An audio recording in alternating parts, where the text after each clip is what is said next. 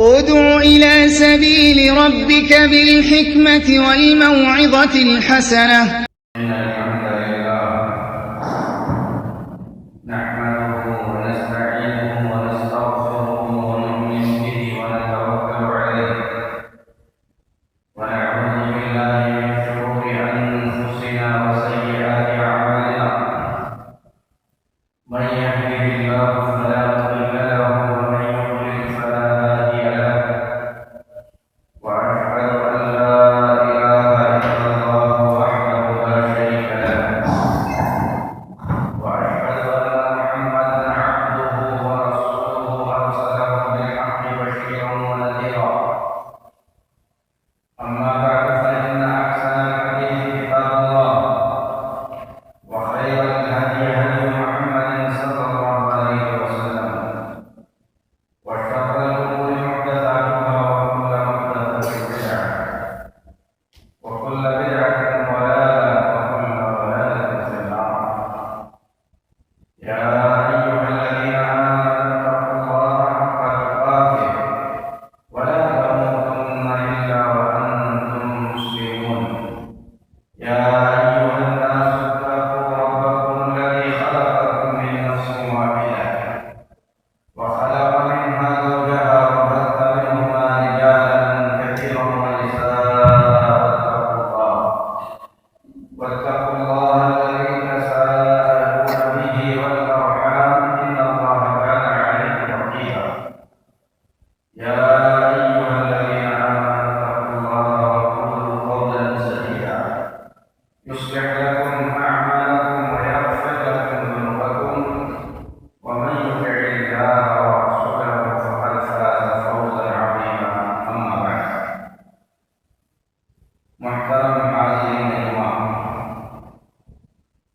اللہ کا شکر و احسان ہے کہ اللہ تعالیٰ نے ہم کو ایک ایسا دین عطا کیا جو دین ہر طریقے سے مکمل اور کامل ہے. ایسا دین جس کا ہر حکم، جس کی ہر بات اپنے اندر بہت سارا خیر اور بہت سی خوبیاں سمیٹے ہوئے. دین اسلام ایک ایسا دین ہے جس پر عمل کرنے سے انسان کی دنیا بھی سنور جاتی ہے اور آخرت بھی مل جاتی ہے. اس دین میں جہاں پر اللہ رب العزت نے انسان کے باطن کو پاک اور صاف کرنے کی طرف توجہ دلایا ہے، وہیں پر انسان کی ظاہری چیزوں کی بھی اللہ تبارک و تعالیٰ نے صفائی کا حکم دیا ہے. اسی لیے پیارے نبی جناب محمد رسول اللہ صلی اللہ علیہ وسلم کا فرمان ہے الطہور شطر الایمان کہ پاکی صفائی آدھا ایمان ہے. پاکی صفائی آدھا ایمان ہے. اس سے بعد تمام طریقے کی پاکی شامل ہے. یہی وجہ ہے کہ ہر نماز سے پہلے ہم تمام کو وضو کرنے کا حکم دیا گیا ہے. اللہ کا فرمان ہے اذا قمتم الى الصلاة فاغسلوا وجوهكم وأيديكم. جب تم نماز کے لیے کھڑے ہو جاؤ اپنا منہ دھو لو، اپنے ہاتھ دھو لو انگلیوں تک. وامسحوا برؤوسکم، اپنے سروں کا مسح کرو. وارجلکم الی الکعبین، اور ٹخنوں تک اپنے پیروں کو بھی دھو لو. تو اس آیت کریمہ میں اللہ تعالیٰ نے نماز پڑھنے سے پہلے 5 وقت وضو کرنے کا حکم دیا ہے. اور پیارے نبی جناب محمد رسول اللہ صلی اللہ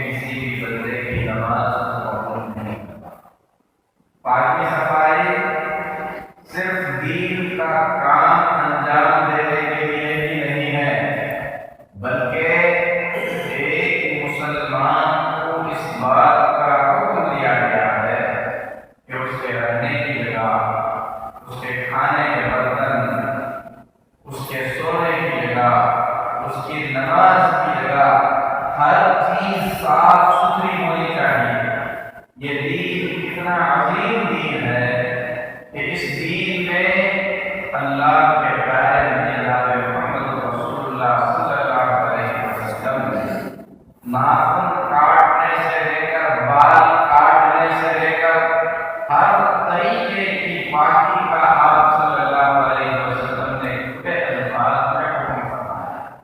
آپ فرماتے ہیں 10 چیزیں ایسی ہیں جن کا تعلق فطرت سے ہے، یعنی یہ انبیاء علیہ الصلوۃ والتسلیم کی تعلیمات ہے۔ ان میں سے ایک چیز ہے داڑھی کا بڑھانا، اور داڑھی کے آداب سکھائے گئے کہ اگر آدمی داڑھی رکھتا ہے تو اس کا مطلب یہ نہیں ہے کہ وہ اسے جیسے چاہے رکھے، اس کی صفائی کا حکم دیا گیا، اس کو پاک و صاف کرنے کا حکم دیا گیا۔ جب وضو کرتے ہیں داڑھی کو دھونے کا حکم دیا گیا، اگر کسی کی داڑھی گھنی ہے تو پانی سے اس کے اندر خلال کرنے کا حکم دیا گیا۔ مونچھیں رکھتے ہیں تو مونچھوں کو چھوٹا کرنے کا حکم دیا گیا۔ بال رکھتے ہیں بال میں کندھی کرنے کا حکم دیا گیا۔ یہ ساری باتیں اللہ کے نبی صلی اللہ علیہ وسلم نے ہمیں سکھائی۔ ناخن کاٹنے کا حکم دیا گیا، زیر ناف کے بال صاف کرنے کے لیے شریعت کے اندر وقت مقرر کیا گیا۔ اگر کوئی شخص 40 دن سے زیادہ اپنے زیر ناف کے بال چھوڑتا ہے تو وہ گنہگار ہوتا ہے۔ جوتا پہننے کے آداب بتائے گئے۔ مسجد میں جب ہم داخل ہوتے ہیں، اگر ہمارے جوتے کے اندر گندگی لگی ہوئی ہے اسے ہمیں صاف کرنے کا حکم دیا گیا۔ پانی نہیں ہے تو مٹی سے رگڑ کر اسے پاک کرنے کا حکم دیا گیا۔ جہاں پر انسانی فطرت ان تمام چیزوں کی طرف آمادہ ہوتی ہے، شریعت کے اندر حکم دے کر بندوں کو یہ سکھایا گیا کہ دین اسلام صفائی کا نام ہے، پاکی کا نام ہے، اور پاکی کی اتنی بڑی اہمیت بتائی گئی کہ پاکی صفائی کو دین کا اعلیٰ حصہ قرار دیا۔ ایسی جگہ جہاں پر گندگی ہے نماز پڑھنے کی اجازت نہیں ہے۔ ایسی جگہ جہاں پر لوگوں کا آنا جانا ہوتا ہے، ایسی جگہ پر پیشاب پاخانہ کرنے سے منع کیا گیا۔ اللہ کے نبی جناب محمد رسول اللہ صلی اللہ علیہ وسلم فرماتے ہیں ایسی چیزوں سے بچو جن کے کرنے سے لعنت برستی ہے۔ اگر کوئی سایہ دار درخت ہے، پھلدار درخت ہے، پھلدار درخت کے نیچے، سایہ دار درخت کے نیچے قضائے حاجت مت کرو، پاخانہ مت کرو، پیشاب مت کرو، کیونکہ وہاں پر انسان سائے میں بیٹھنے کے لیے آ سکتا ہے، اسے تکلیف ہو سکتی ہے۔ اسی طریقے سے جہاں سے لوگ پانی لیتے ہیں، پانی لینے کی جگہ پہلے زمانے میں لوگ تالاب سے، ندی نالے سے پانی لیتے تھے۔ جہاں پر پانی لینے کے لیے لوگ جاتے ہیں ویسی جگہ پر گندگی کرنے سے اللہ کے نبی صلی اللہ علیہ وسلم نے منع کیا، کیونکہ دین اسلام صفائی کا حکم دیتا ہے، پاکی کا حکم دیتا ہے، پاکی صفائی کو پسند کرتا ہے۔ اور اللہ کے نبی جناب محمد رسول اللہ صلی اللہ علیہ وسلم نے مسجدوں کی صفائی کا حکم دیا، اپنے گھروں کی صفائی کا آپ صلی اللہ علیہ وسلم نے حکم فرمایا۔ تو اس سے یہ پتہ چلتا ہے کہ دین اسلام صرف عبادتوں کا نام نہیں ہے۔ دین میں جس طریقے سے نماز پڑھنا ضروری ہے، روزہ رکھنا ضروری ہے، صدقہ و خیرات کرنا ضروری ہے، اسی طریقے سے دین اسلام کے اندر پاکی صفائی کی بھی بہت بڑی اہمیت ہے۔ دین اسلام میں صفائی کو اتنی اہمیت دی گئی ہے کہ اللہ کے نبی جناب محمد رسول اللہ صلی اللہ علیہ وسلم فرماتے ہیں، اللہ کے نبی صلی اللہ علیہ وسلم کا گزر 2 قبروں کے پاس سے ہوا۔ آپ صلی اللہ علیہ وسلم نے فرمایا کہ ان قبر والوں کو عذاب ہو رہا ہے، اور ان کے عذاب کی وجہ یہ ہے کہ ان میں سے ایک آدمی پیشاب کے چھینٹوں سے اپنے آپ کو نہیں بچا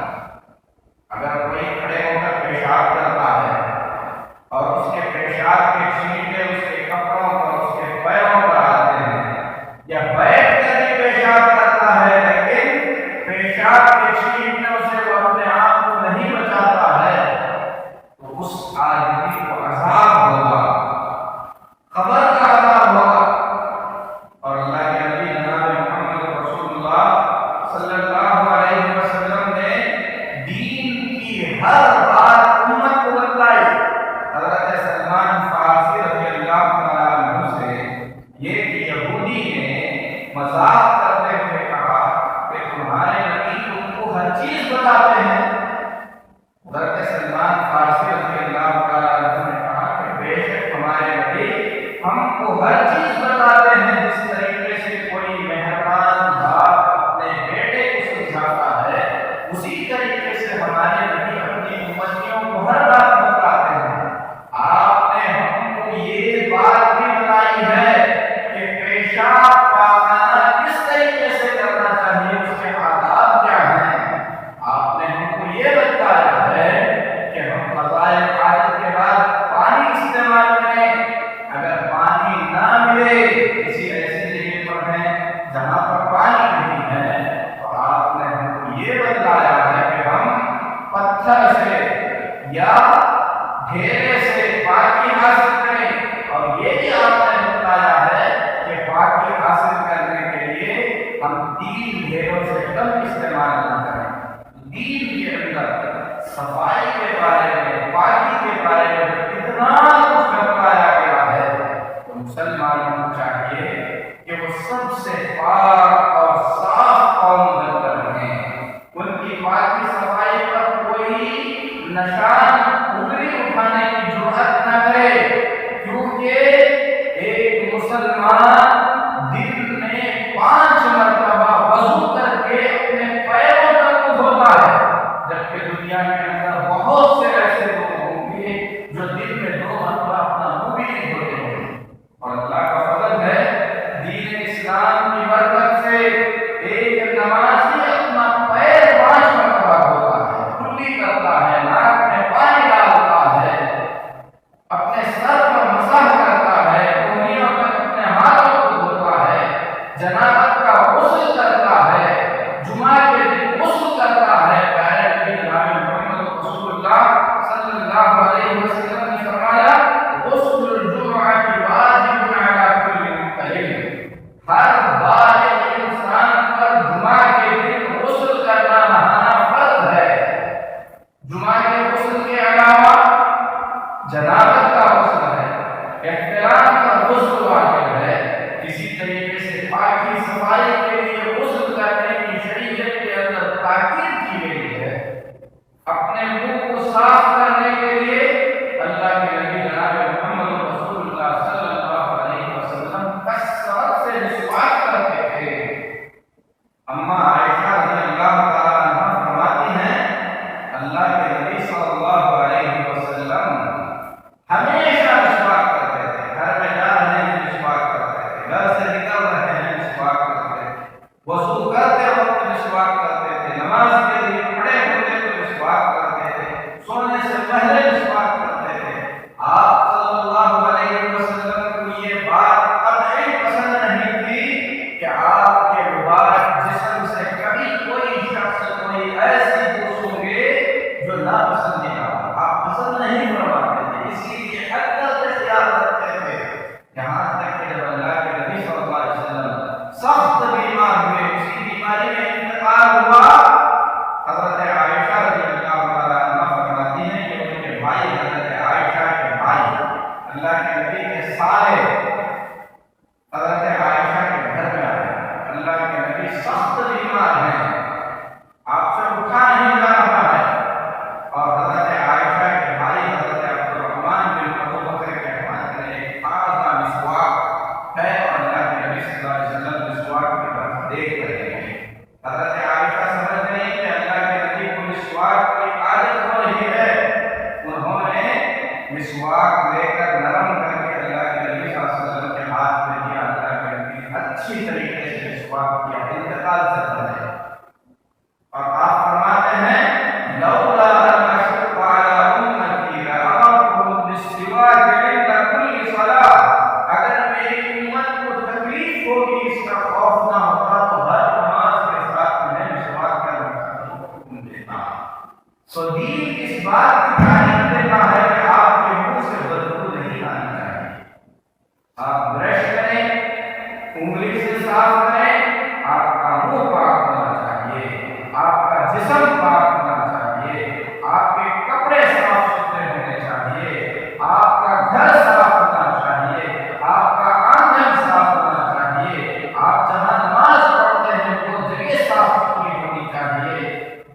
تو دین اسلام صفائی کی بہت زیادہ اہمیت بتاتا ہے۔ مسلمانوں کو چاہیے کہ سب سے پاک اور صاف قوم بن کر رہیں۔ اللہ سے دعا ہے کہ اللہ تعالیٰ ہم تمام کو صفائی کو پسند کرنے والا بنائے، اور اللہ تبارک و تعالیٰ صفائی کو پسند کرتا ہے۔ اسی لیے جب ہم وضو کرتے ہیں تو وضو کے بعد اللہ سے دعا کرتے ہیں تو دعا کے اندر یہی کہتے ہیں کہ اے اللہ تو پاکی کو پسند کرنے والا ہے، یحب التوابین و یحب المتطہرین، توبہ کرنے والوں کو اللہ پسند کرتا ہے، پاکی اختیار کرنے والوں کو اللہ پسند کرتا ہے۔ آدمی کثرت سے نہائے، اپنے جسم سے بدبو کو دور کرے، وضو کا اہتمام کرے، اچھے کپڑوں کا استعمال کرے، اگر اسے میسر ہو تو اپنی طاقت کے مطابق خوشبو استعمال کرے، مسواک کا اہتمام کرے۔ یہ ساری چیزیں انسان کو اللہ سے قریب کرتی ہیں۔ اللہ تبارک و تعالیٰ ہم تمام کو پاک کرے، گناہوں سے پاک کرے، ہر قسم کی نجاست اور گندگی سے اللہ ہماری حفاظت فرمائے۔ اقول قولی ھذا واستغفر اللہ لي ولکم ولسائر المسلمین فاستغفروہ انہ هو الغفور الرحیم۔